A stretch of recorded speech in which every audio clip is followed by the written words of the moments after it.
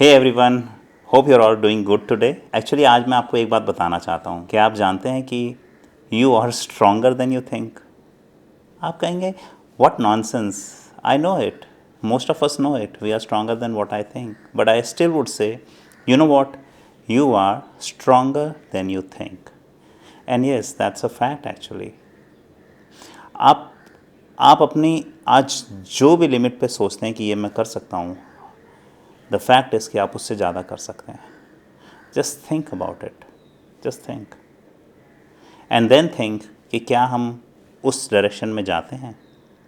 और अगर हम उस डायरेक्शन में नहीं जा रहे जो हमको लगता है हम करना चाहते हैं और हम कर सकते हैं, we are stronger than that, then your belief is not the true belief. By the way, मैं एक्चुअली आपको दो छोटी सी स्टोरी शेयर करता हूँ। एक स्टोरी वो है जिसके ऊपर हमारा आज का सब्जेक्ट आधारित है, और दूसरी story just like that I want to share. So basically मुझे नहीं लगता था कि मैं 15 मिनट लगातार दौड़ सकता हूँ। 15 मिनट क्या, मैं दौड़ सकता हूँ, मैं दौड़ ही नहीं सकता। Within 3-4 minutes I mean I can walk for hours, but when it comes to real running, I just can't do. Real means even jogging I can't do. So yesterday I was made to believe कि Rakesh, you can run. So the company that I was in, that made me believe a little bit, and they said, hey, join us. मैं वहीं खड़ा था, मुझे लगा okay, let me give it a try. And I started running rather jogging, and I jogged for non-stop, not even a second's break, for 15 minutes.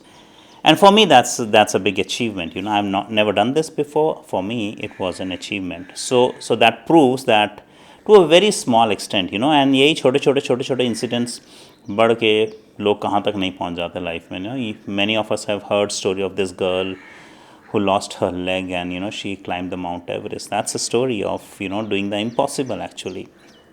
But I did run for 15 minutes. For me, that was an achievement, and I enjoyed that. Now coming to another side of it, that we do not know that we are stronger, and sometimes our instincts help us achieve and be that much strong. क्या हुआ, मैं actually अपने office जा रहा था, and पीछे से मुझे हॉन्किंग की आवाज़ सुनाई दी। सो आई वॉज ड्राइविंग, फिर हॉन्किंग की आवाज़ सुनाई दी, फिर I was driving continuous.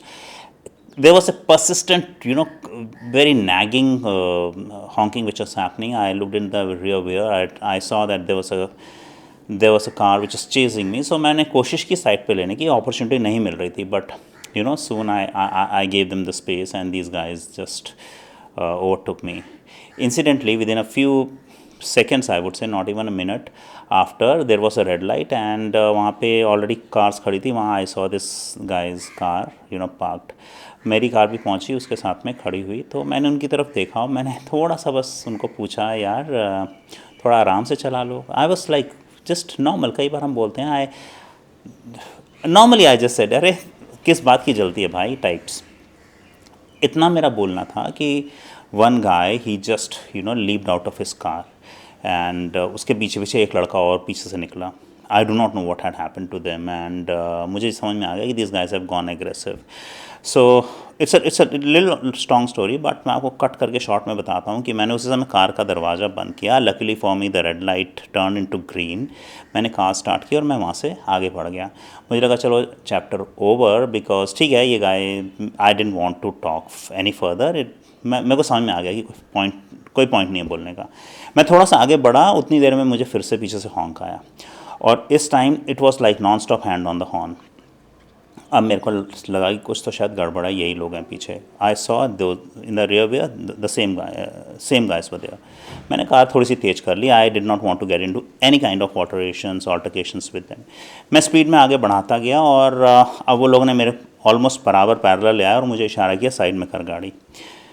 I understood कि they are probably not the right people, and that's when something happened in me, and मैंने कार की complete driving style बदल दी। I just drove crazily, and you know what? This was a chase and run for close to 15 to 20 minutes between the main road, sub road, marketplaces, colonies, even small lens जहाँ पे मंडी बाज़ार लगता है, so much so एक police station आया, एक बार सोचा मैंने कि मैं रोकूं, but my mind it was so in save myself mode कि मुझे कॉन्फिडेंस ही नहीं आया कि मैं वहाँ रुकूँगा, it's going to help me, but I kept on driving fast. I don't want, मुझे पता था कि अगर रुका तो so it's going to be definitely most likely, उस समय मुझे ऐसा लगा कि not a right thing for me to do. Finally those guys were so aggressive drivers, finally वो मुझको इनफैक्ट मेरे पास तक पहुंच नहीं पाए। 2-3 बार इंस्टेंसेस हुए, सामने कोई आ गया, कुछ हुआ, their car came as much close but but they could not, and थोड़ी देर में आई सॉ कि they had surrendered and left and gone.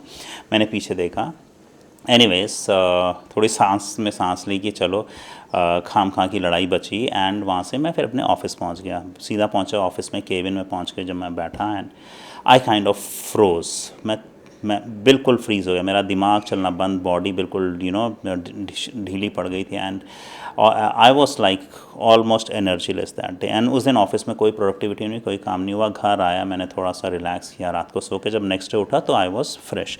Now why I am telling you this story is that those guys were very strong in terms of aggression, the way they were driving. They were, I guess, 3 or 4, मैं तो ढंग से उनको देखा भी नहीं था कितने थे, and they were definitely in a mood to overpower me. Most likely it could have got into a physical situation also, but I saved myself, not in a way कि macho way आ जाओ मैं 4 लोगों को hero लड़ लूँगा, पीट दूँगा, nothing like that, but I felt you sometimes become stronger than you think you are, जैसे कई बार हिरन शेर के शिकार से बच जाता है, और कई बार सो इस सिंड्रोम को बोलते हैं फाइट और फ्लाइट सिंड्रोम।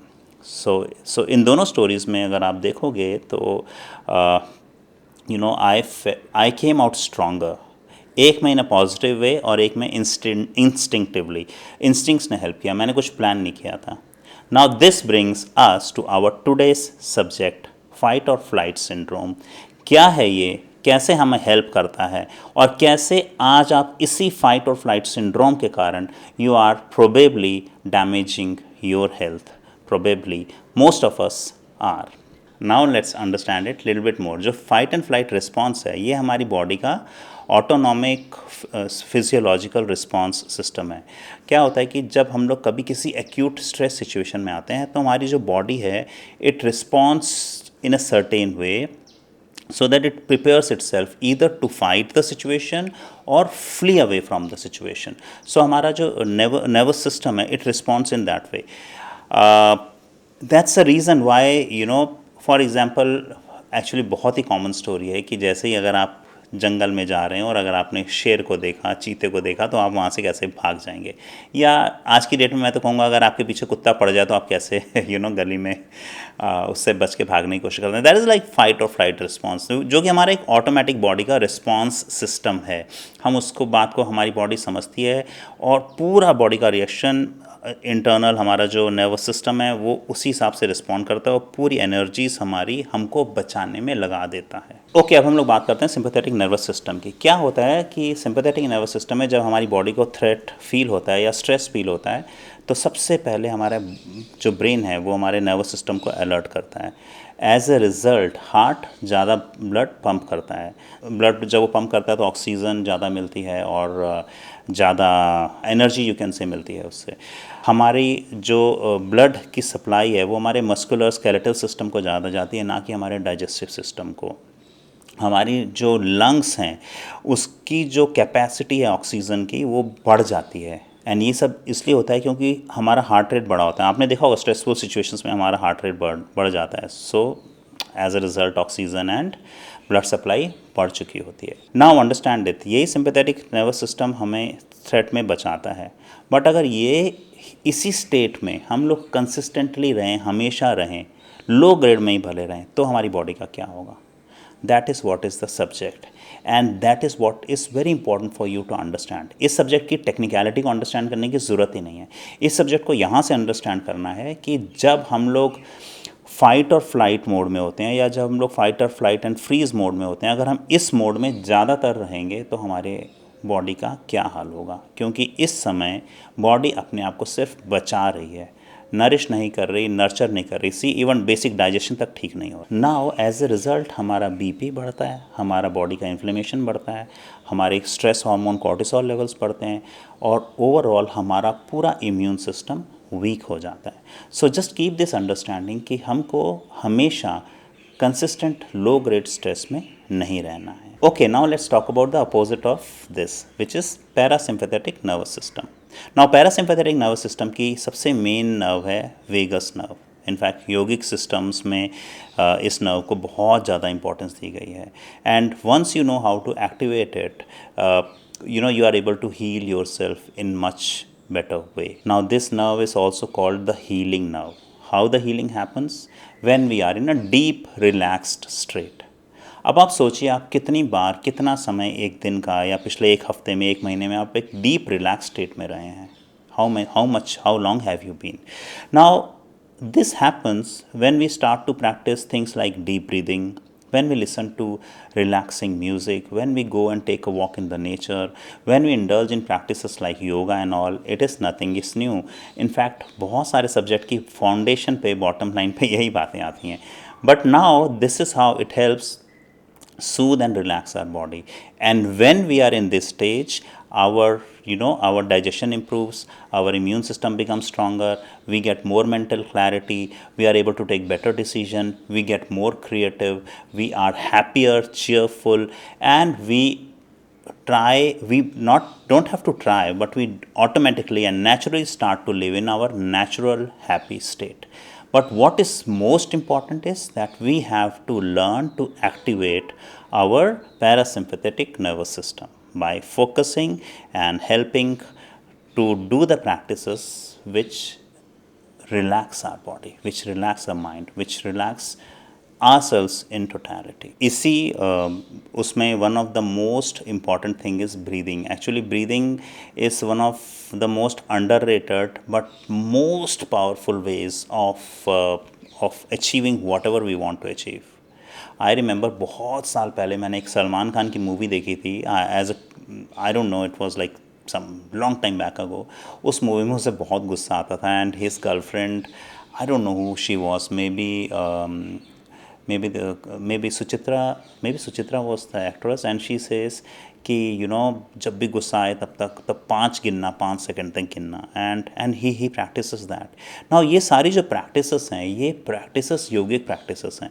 अब उनको लोग बहुत ही इंटरेस्टिंग तरीके से पैकेज करते हैं, बताते हैं, और लाइफ को में कैसे उन्हें इम्प्लीमेंट करें सिखाते हैं. So he used to do that, and he would be able to control his gussa. By the way, this is something which just came in my mind.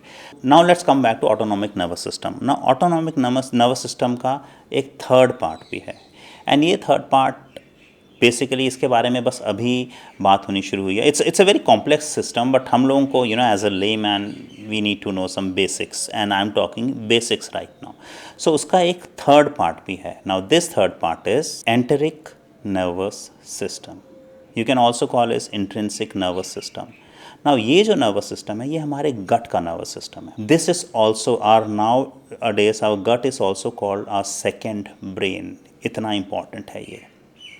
Now why brain? Because what we eat, how it is digested, directly impacts our thinking, directly impacts our state of mind, directly impacts our creativity.